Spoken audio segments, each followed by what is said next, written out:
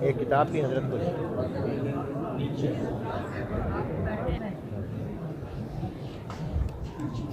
بسم اللہ الرحمن الرحیم اللہم صلی علی محمد وعلی آل محمد کما صلیت علی ابراہیم وعلی آل ابراہیم انک حمید مجید اللہم صلی علی محمد وعلی آل محمد کما بارکت علی ابراہیم وعلی آل ابراہیم انک حمید مجید باب قول اللہ تعالی ونضع الموازین القسط لیوم القیامہ وأن أعمال بني آدم وقولهم توزن وقال مجاهد رحمه الله تعالى القسطاس العدل بالرومية ويقال القسط مصدر المقسط وهو العادل وأما القاسط فهو الجائر وبالسند المتصل منا إلى الشيخ الإمام الهمام الحافظ الحجة أمير المؤمنين في الحديث أبي عبد الله محمد بن إسماعيل البخاري رحمه الله تعالى قال حدثنا أحمد بن إشكاب قال حدثنا محمد بن فضيل عن عمارة بن القعقاع عن أبي زرعة عن أبي هريرة رضي الله تعالى عنه وعنهم قال قال النبي صلى الله عليه وسلم كلمتان حبيبتان إلى الرحمن خفيفتان على اللسان ثقيلتان في الميزان سبحان الله وبحمده سبحان الله العظيم. کتاب یہیں رہنے دو اور آپ نیچے چلے اپنے ساتھیوں کے ساتھ بند کر کے رکھیں.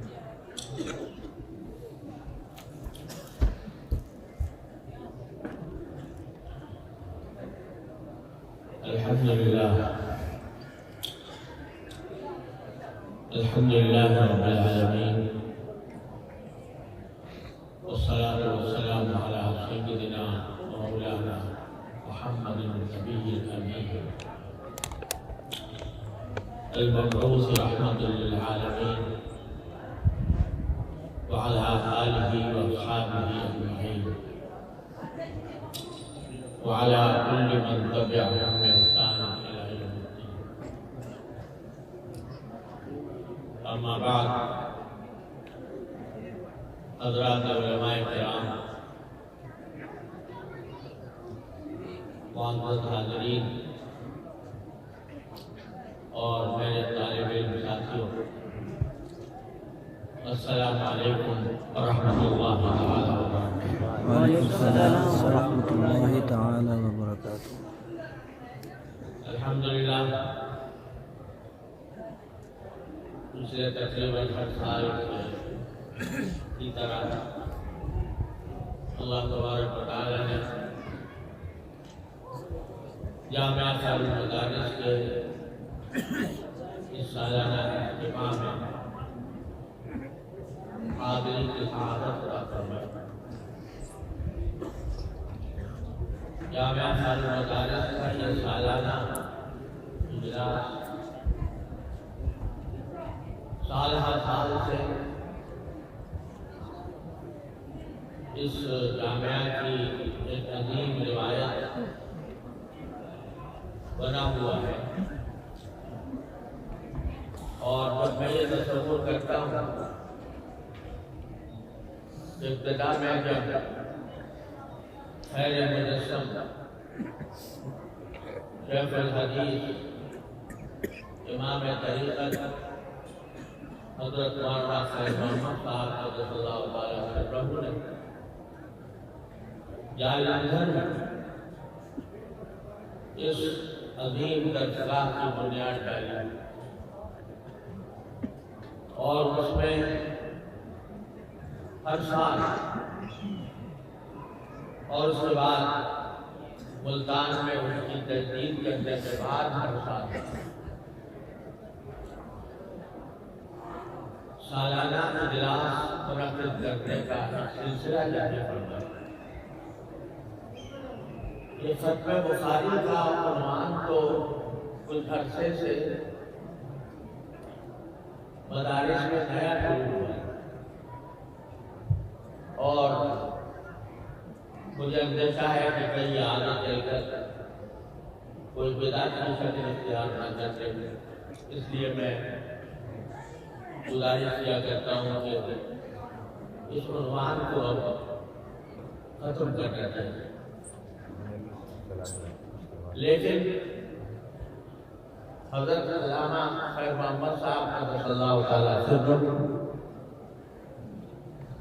جن سے اللہ تعالیٰ نے مجھے زیارت کی بھی سعادت بخشی، ان کی مجلس میں بھی شریک ہونے کا شرف عطا فرمایا، اور وہ ان حضرات میں سے تھے جن کے بارے میں فرمایا گیا کہ الذین اذا رؤوا ذکر اللہ، جن کو صرف دیکھ لینے سے اللہ یاد آتا۔ انہوں نے یہ جو سلسلہ شروع کیا وہ سالانہ اجتماع، اور اس سالانہ اجتماع میں شروع میں وہ 3 دن کا ہوا کرتا ہے، اور ان کا اصل مقصود جو میں نے خود ان کی زبانی سنا وہ یہ تھا کہ ملک بھر سے اہل علم اور اہل دل، اہل علم اور اہل دل ایک جگہ جمع ہو اور مسلمانوں کے سامنے دین کی وہ باتیں پیش کرے جو ان کی زندگیوں میں انقلاب آئے، جو ان کی زندگیوں پر اثر انداز ہو، جس سے دین اپنی صحیح شکل و صورت میں لوگوں کے سامنے واضح ہو۔ چنانچہ اس وقت کے اساتین علماء اس اجتماع کے اندر شریک ہوا کرتے تھے۔ مجھے یاد ہے کہ میں اپنے والد ماجد مفتی اعظم حضرت مولانا مفتی محمد شفیع صاحب رحمۃ اللہ علیہ کے ساتھ ان کے بچے کے طور پر حاضر ہوا کرتا تھا۔ اس وقت جب کہ ان بزرگوں کی باتوں کو پوری طرح سمجھنے کی بھی استعداد نہیں تھی، اس وقت بھی اللہ تعالیٰ نے ان کے مائیت کا حاضری کی توفیق عطا فرمائی۔ تو مجھے یاد آ رہا ہے کہ اس وقت کیسے لوگ ہوا کرتے تھے۔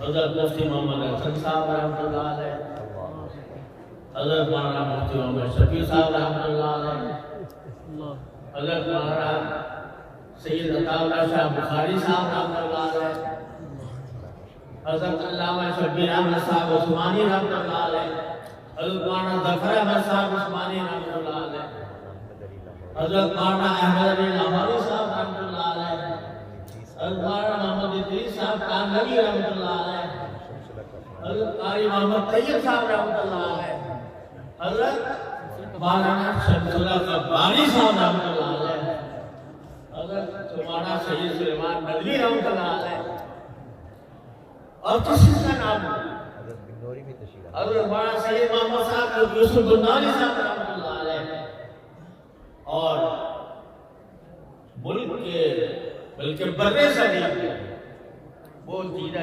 حضرات جن پر یہ لفظ باقی ساتھ آتا تھا کہ وہ اہل علم بھی تھے اور اہل دل بھی تھے، جن کے ایک ساتھ جمع ہو جانے سے لوگوں کے دل میں ایمان کی روشنی روشن ہوتی ہے۔ آج اس محفل میں مجھ جیسے انسان کو ایک مہمان خصوصی کے طور پر معذور کیا گیا یا صحیح بخاری کا آخری حدیث پڑھانے کے لیے اجازت حدیث دینے کے لیے، یہ زمانے کا ایسا انعطاف ہے کہ جس کے اوپر بعض اوقات دل بڑا غمگین ہوتا ہے کہ کہاں گئے وہ لوگ۔ اما الخیام فإنها كخیامهم ورجال النساء رجال الحي غیر رجالها۔ مدرسہ تو وہی ہے، جامعہ بھی وہی ہے، تو اما الخیام فإنها كخیامهم وأرى رجال الحي غیر رجالها۔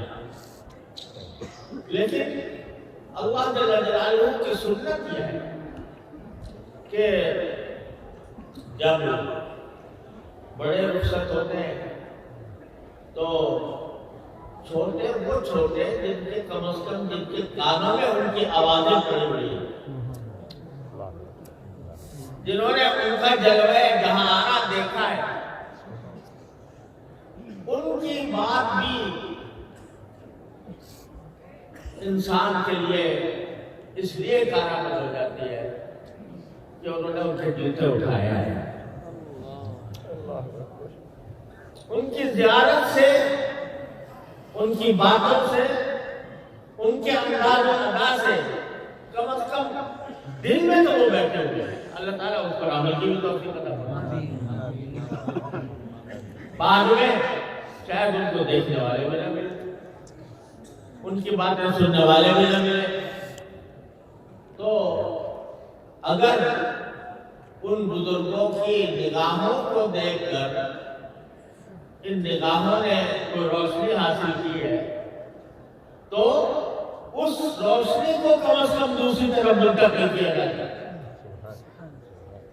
تو اس واسطے میں اس کو گوارا کر لیتا ہوں کہ کچھ باتیں اپنے بزرگوں کی کہنے کا موقع مل جائے، اس کے آپ حضرات کے صدقے میں، آپ حضرات کے طفیل ان باتوں پر عمل کی بھی توفیق ہو جائے تو کچھ بعید نہیں۔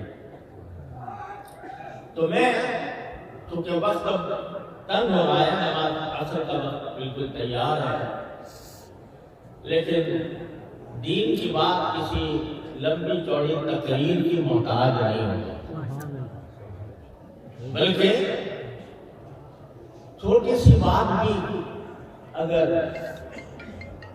اللہ تبارک و تعالیٰ اخلاص کے ساتھ کہلوا دے اور اخلاص کے ساتھ سنوا دے تو وہ بھی بعض اوقات انسان کی زندگی میں انقلاب لے آتا ہے۔ اور اگر خدا نہ کرے یہ بات نہ ہو، کہنے والے میں اخلاص نہ ہو، سننے والے میں اخلاص نہ ہو، تو لمبی چوڑی اشتہار، لمبی چوڑی آتش نوا تقریریں بھی کان میں داخل ہوتی ہیں، دوسرے کان سے نکلتی ہیں۔ تو میں ایک جملہ اپنے ایک بزرگ، ہمارے بزرگ حضرت شیخ الحدیث علامہ محمد زکریا صاحب کاندھلوی رحمۃ اللہ علیہ کا آپ کو سنا دیتا ہوں، اسی پر کر میں عمل کرنے کی توفیق ہو جائے تو انشاءاللہ یہ مجلس کامیاب ہوگا۔ آپ حضرات جنہوں نے ان کی زیارت کی ہے وہ جانتے ہوں گے کہ حضرت والا کا معمول تقریر اور بیان کرنے کا ہے، وہ ان حضرات میں سے تھے، ان شخصیات میں سے تھے کہ اس لوگ بیٹھ کر کے نظارہ ہی کر لیں تو بس کافی ہوتا ہے، ان کو تقریر بیان کرنے کی ضرورت نہیں ہوتی اور نہ کرتے تھے۔ ایک مرتبہ وہ ہمارے یہاں حضرت دارالعلوم کراچی تشریف لائے، ہمیشہ جب بھی کراچی تشریف لاتے تھے وہاں ہمیں ضرور نوازتے تھے۔ تشریف لائے تو ہم نے مسجد میں حضرت کی نشست رکھ کر حسب معمول یہ سوچا کہ بس لوگ زیارت کریں گے اور وہ زیارت ہی سب کچھ ہو جائے گی، لیکن پتہ نہیں میرے دل میں کیا آیا کہ میں نے حضرت سے یہ درخواست کی کہ حضرت آج تو کچھ بات کہتے ہیں. سارے اساتذہ موجود، طلبہ موجود اور دوسرے مسلمان بھی موجود جو ان کی کا نام سن کر آ گئے تھے. تو میں نے کہا حضرت کچھ بیان فرما دیں تھوڑا سا. تو بس ایک جملہ فرمایا طالب علموں اپنے قدر پہچانو. طالب علموں اپنے قدر پہچانو. بس باخر دعوانا الحمدللہ. یہ جملہ اے طالب علموں اپنی قدر پہچانو. اس کی تشریح اگر کی جائے، اس کی اگر میں شرح لکھوں تو سینکڑوں سمجھ میں آئے گا. پہلی بات تو یہ کہ طالب علم کا خطاب دے دیا بیٹھنے والوں کو سب کو. طالب علم کیا ہوتا ہے؟ وہ علم کا طلبگار ہوتا ہے. اس کی طلب تمام تر علم پر مرکوز ہوتی ہے. وہ علم جو اسے اللہ تک پہنچا دے، جو اسے جنت میں لے جا سکے، جس کی آخرت کامیاب ہو جائے، اس علم کا طلبگار وہ ہے طالب علم. اور میرے والد ماجد صلی اللہ تعالیٰ سے کہوں، کبھی کبھی ہم سے فرماتے تھے کہ جانتے ہو طالب علم کیا ہوتا ہے؟ تم یہ سمجھتے ہو کہ طالب علم وہ ہے جس نے کسی مدرسے میں داخلہ لے کر اپنا نام رجسٹر کروا دیا. والد صاحب فرماتے ہیں میرے نزدیک طالب علم وہ ہوتا ہے کہ جس کے دماغ میں ہر وقت یا تو کوئی علمی مسئلہ چکر کاٹ رہا ہو، یا یہ فکر کھا رہی ہو کہ میں اللہ تبارک و تعالیٰ کے سامنے حاضر ہو کر میں آیا جنت میں جاؤں گا یا جہنم میں جاؤں گا. وہ ہے طالب علم جس کو یا تو یہ فکر ہو کہ یہ علمی مسئلہ جو میرے سامنے پیش آیا ہے اس کو کس طرح حل کرنا ہے، یا یہ فکر ہو یعنی اگر وہ باقاعدہ درس نظامی کا طالب علم ہے تو اس کے دماغ میں تو ہر وقت یہ فکر سمانی چاہیے کہ میں فلاں مسئلہ میں کیسے حل کروں، کس طرح یاد کروں، کس طرح اس علم میں مزید ترقی کروں. اور اگر وہ مسلمان یا کسی بھی شعبہ زندگی سے تعلق رکھتا ہے تو وہ بھی طالب علم ہے. اگر اس کو یہ علم ہو، اگر اس کے دل میں یہ فکر ہو کہ میں آخرت کے اندر اللہ تبارک و تعالیٰ کے سامنے جب جا کر کھڑا ہوگا تو آیا کچھ کوئی بات ایسی کہہ سکوں گا، کسی سوال کا جواب باری تعالیٰ کی بارگاہ میں جا کر صحیح دے سکوں. حضرت مولانا رومی فرماتے ہیں کہ جانے جملہ علمہا اینستو این، جانے جملہ علمہا اینستو این کے بدانی من کے اندر یوم دین. سارے علوم کی جان کیا ہے؟ سارے علوم کی جان یہ ہے کہ تمہیں یہ پتا ہو کہ میں آخرت میں جا کر یوم دین میں میرا انجام کیا ہو. جانے جملہ علمہا اینستو این کے بدانی من کے اندر یوم دین. تو اگر فرض کرو کسی نے درس نظامی بھی نہیں پڑھا، باقاعدہ عالم کا کورس بھی نہیں کیا، لیکن وہ کسی بزرگ کے صحبت سے، کتابوں کے مطالعے سے، بزرگوں کی باتیں سننے سے اس کے دل میں یہ فکر پیدا ہو گئی کہ اللہ تبارک و تعالیٰ کے سامنے جا کر میں کیا جواب دوں گا. تو وہ حضرت مولانا فرماتے ہیں یہ علم کی روح تو حاصل ہو گئی. جانے جملہ علم اینستو این کے بدانی من کے اندر یوم دین.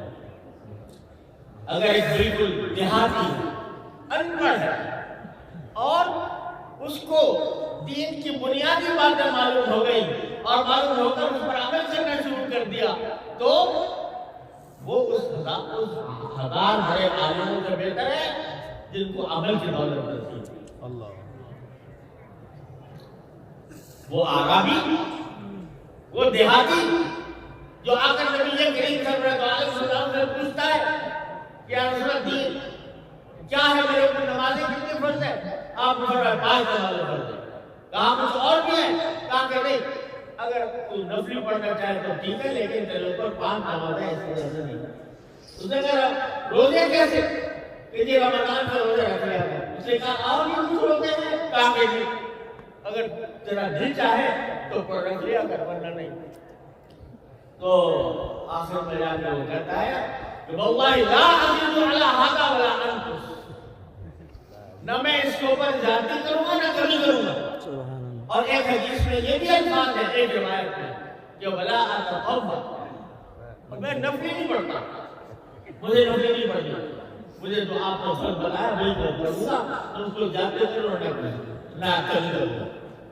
اب نہ اس کو بخاری آتی ہے، نہ اس کو ساری حدیثیں آتی ہیں، نہ پورا قرآن حفظ ہے، نہ قرآن کریم کی تعلیم اس نے حاصل کی ہے۔ سرکار سے ایک جملہ سن لیا اور کہہ دیا کہ نہ اس پر زیادتی کروں گا نہ اس پر کمی کروں گا۔ تو کیا ہے، کیا فرمایا سرکار دو عالم صلی اللہ علیہ وسلم؟ افلح العناقی والمسلا، یہ دیہاتی کامیاب ہو گیا۔ تو وہ کیا ہوا؟ اس کو یہ پوچھا تھا کہ جنت میں داخل ہونے کے لیے میرے لیے کیا چیز ضروری ہے، وہ بتا دی۔ اس کا علم حاصل ہو گیا، اس پر عمل کا وعدہ کر لیا، سرکار نے گواہی دے دی، سبحان اللہ سبحان اللہ، گواہی دے دی افلح المسلا، یہ کامیاب ہو گیا یہ دیہاتی۔ تو جانے جملہ علمہ کے بیدانی من کے اندر ہوگا۔ تو طالب علم اگر ہوتا ہے، وہ طالب علم وہ ضروری نہیں کہ کسی مدرسے ہی میں داخل ہو کر طالب علم ہے، جو اپنے دین کے کوئی علم حاصل کرنے کے لیے کسی فقیہ سے کسی سے جا کر مسئلہ پوچھتا ہے، وہ بھی طالب علم ہے۔ جو بزرگوں کی کتابوں کا مطالعہ کرتا ہے، وہ بھی طالب علم ہے۔ جو کسی شیخ کی صحبت میں جا کر دین کی ملفوظات سنتا ہے، وہ بھی طالب علم ہے۔ تو فرمایا اے طالب علموں، اپنی قدر پہچانو۔ ماشاءاللہ، یہ نہ سمجھو کہ بھائی دنیا کے اندر فلاں علوم میں لوگ ترقی کر رہے ہیں اور چاند پر جا رہے ہیں اور مریخ پر سیارے اڑا رہے ہیں تو وہ ہے اعلیٰ درجے کے انسان اور میں کوئی کم درجے کا طالب علم ہوں۔ ارے خدا کے بندو، ان کی ساری پہنچ جو ہے، ان کے سارے علوم کی پہنچ وہ قبر کے کنارے تک کی ہے، قبر کے بعد کا ان کو پتہ ہی نہیں ہے۔ تو نے دیکھا ہی نہیں، اللہ، تو نے دیکھا ہی نہیں عمر روا سے آگے، کیسے معلوم ہو تجھ کو، کیسے معلوم ہو تجھ کو کہ حقیقت کیا ہے، کیسے معلوم ہو تجھ کو کہ حقیقت کیا ہے؟ تو نے دیکھا ہی نہیں عمر روا سے آگے، تو نے دیکھا ہی نہیں عمر روا سے آگے کہ مرنے کے بعد کیا ہوگا۔ آج ایک احمد انسان کھڑے ہو کر کہتا ہے کہ یہ مدرسے جو ہیں جہالت کی یونیورسٹیاں ہیں، اور دلیل کیا کہتا ہے کہ یہاں کیا پڑھایا جاتا ہے؟ مرنے کے بعد کیا ہوگا اس کا مذاق اڑاتا ہے کہ کیا مرنے کے بعد کیا ہوگا پڑھایا جاتا ہے کہ مرنے کے بعد کیا ہوگا۔ ارے خدا کے بندے، جب تو قبر کے کنارے پہنچے گا اور تیرے ساتھی، تیرے رشتہ دار، تیرے تمام مداح وہ سارے کے سارے تجھے قبر کے کنارے چھوڑ کر چلے جائیں گے، پھر تجھے پتا رہے گا کہ مرنے کے بعد کیا ہوگا، اور تم اس کو مذاق اڑاتا ہے کہ یہ مدرسوں میں بھی سکھایا جاتا ہے کہ مرنے کے بعد کیا ہوگا۔ ارے ہم تو اس پر صاف کرتے ہیں کہ ہم یہ سکھاتے ہیں اللہ تعالیٰ کہ مرنے کے بعد کیا ہوگا۔ جان جملہ علمہ اینستوی کے بدانی من قیام دریاؤں میں دی. تو سارے علوم جو ہیں، جتنے علوم ہو، سائنس ہو، ریاضی ہو، معاشرتی علوم ہو، ٹیکنالوجی ہو، آئی ٹی کے علوم ہو، یہ سب کہاں تک رہنمائی کرتے ہیں بھائی؟ قبر تک، قبرستان. اس کے بعد جن کو کچھ پتہ نہیں کیا ہونے والا ہے، مرنے کے بعد کیا ہونے والا ہے. اور ہمارے علم کا آغاز قبر کے بعد سے ہوتا ہے کہ قبر کے بعد تم کیا ہونا تمہیں کہا جاتا ہے. اور وہ علم جب تک حاصل کر لو اور اس کے تقاضوں پر عمل کر لو، کامیاب ہو. تمہاری یہ قدر ہے. قدر پہچانو، اس بات سے پہچانو کہ ساری دنیا صرف قبر تک کی منزل تک پہنچنے کے لیے تمہاری رہنمائی کر رہی ہے. اور قبر تک کب پہنچو گے؟ شاید کل پہنچو، شاید پرسوں پہنچو، شاید اگلے ہفتے پہنچو، شاید اگلے مہینے پہنچو، کچھ پتہ نہیں، کسی وقت بھی پہنچو. سارے علوم تمہیں وہاں تک پہنچا رہے ہیں. اور جیسے ہمارے علوم فرماتے ہیں، جو طالب علم جس علم کے تم طالب ہو وہ لا متناہی غیر متناہی زمانے تک تمہاری رہنمائی کرتا ہے. لہذا قدر پہچان، اپنے قدر پہچان.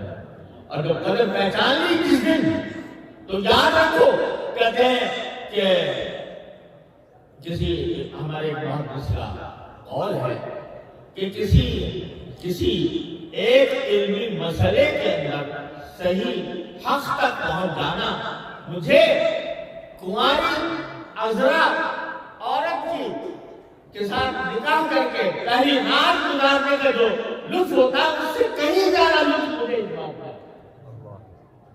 کہ ایک علم کا مسئلہ میرے سامنے حل ہو گیا. وہ اپنا تجربہ بتا رہا ہے کہ مجھے اس میں اتنا لطف نہیں جتنا اس میں لطف. تو قدر اگر پہچان لی، علم کی قدر پہچان لی. اور علم سے میں نے بتا دیا کہ علم ہر وہ بات ہے جو قیامت آخرت کے بارے میں رہنمائی کرے. اس کی قدر پہچان لی تو سمجھ لو کہ انشاءاللہ تمہارا مقصد زندگی حاصل ہو گیا. جب قبر میں پہنچو گے اور قبر کے بعد اللہ تبارک و تعالیٰ کی بارگاہ میں حاضری ہوگی تو اس وقت پتہ لگ جائے گا کہ اس علم کی کیا قدر ہوتی ہے. تو اگر اللہ تبارک و تعالیٰ ہمیں اس پر عمل اس فہم ہمیں عطا فرما دے. قدر پہچان، جب آدمی قدر پہچانتا ہے کسی چیز کی تو پھر وہ اپنے ساری توانائیاں اس پر صرف کرتا ہے. تو اگر ہماری توانائیاں وہ الحمدللہ ان مدارس کے اندر اس بات پر صرف ہو رہی ہے کہ کسی طرح ہمیں یہ علم حاصل ہو جائے تو ساری کائنات ایک طرف اور تمہارا اتقائی پر بیٹھنے والا طالب علم ایک طرف. اور چونکہ تھوڑی بہت قدر پیدا ہوئی ہے ان مدرسوں کے اندر، اسی واسطے دنیا دشمن ہے. کہتے ہیں بھائی یہ رزق پسند ہے، یہ دختیانوسی لوگ ہیں، یہ روایت پسند ہے، یہ بنیاد پرست ہیں اور ان کو ترقی کا راستہ نہیں آتا تو دشمن ہو گئے. لیکن دشمن انبیاء کرام علیہ السلام کے بھی ہوئے ہیں، صحابہ کرام کے بھی ہوئے ہیں. تمہارے دشمن ہیں تو تمہارے گلے کا ہار ہے، تمہارے سر کا تاج ہے کہ اللہ تبارک و تعالیٰ کے فضل و کرم سے وہ تمہارے دشمن ہو گئے ہیں. وہ لوگ جو دین سے بیدار ہیں، جو بے دین ہیں، جن کو آخرت کی فکر نہیں، وہ تمہارے دشمن ہو گئے. خدا نہ کرے اگر کوئی اللہ کا بڑے دشمن ہوتا ہے تو من عادانی ولیًا فقد عاذرتہ بالحرب. جو میرے کسی ولی سے دشمنی کرتا ہے میری اس سے جنگ ہے. اللہ تعالیٰ تو الحمدللہ اگر دشمنی ہے تو جیسے اللہ کے ولی کی نہیں ہے. دشمنی ہے تو دین بیدار سے، دشمنی ہے تو دین کی طرف. تو اس واسطے اس کی قدر پہچانو اور قدر پہچان کر اپنا ایک ایک لمحہ اس طلب علم میں صرف کرو، چاہے طلب علم وہ پورا درس نظامی ہو اور چاہے وہ طلب علم وہ ہو جو 6 نمبر میں ہوتا ہے، جو 6 نمبر میں ہوتا ہے، وہ بھی علم ہے۔